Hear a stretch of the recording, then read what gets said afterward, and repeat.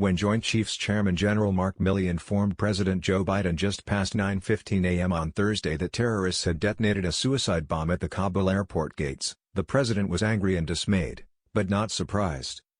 Biden had just walked down from his third-floor residence to the basement Situation Room, where top national security officials were milling around the dark wooden table when first reports of explosions were transmitted into the basement command center.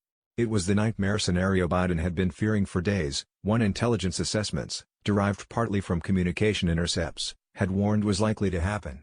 Yet the complexity of the situation on the ground, the urgency of the evacuation mission and the unlikely partnership with the Taliban to control security around the airport had left U.S. troops dangerously exposed, and offered Biden and his team limited options to protect them.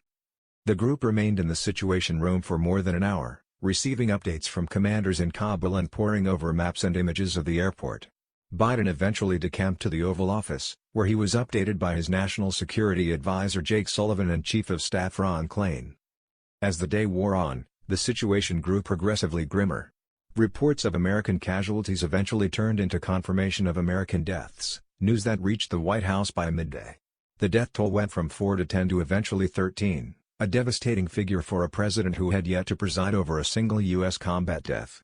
The Marines who were killed were believed to be conducting security screenings of those entering the airport. One military official said they were so close to the crowd, the breath of the person you are searching is upon you. Biden's national security team had little time to emotionally process the attacks, one official said, as they remained focused both on the airlift mission in Kabul, now entering its most dangerous phase yet, and a new objective to take out the terrorists. On Friday night, the U.S. military announced it had conducted a successful drone strike against an ISIS-K planner in eastern Afghanistan. For a commander-in-chief known to occasionally flash his temper, multiple aides who spoke to CNN described Biden as consistently calm and level-headed in the aftermath of the attack. Still, by the time Biden emerged into the White House East Room after most of Thursday behind closed doors, the strain of the moment was evident. "Been a tough day," he said as he began a set of remarks he and his speechwriters had spent the previous hours honing.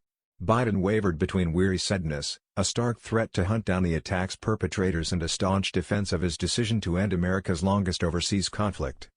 "Ladies and gentlemen, it was time to end a 20-year war," Biden said before walking away from the podium and onto what he said was another meeting. Thursday was the deadliest day for American combat troops in almost a decade, and for Biden amounted to the worst day of his nascent presidency. A war that is almost over after 20 years is concluding in blood, anguish and, for the president who is ending it, fierce recrimination.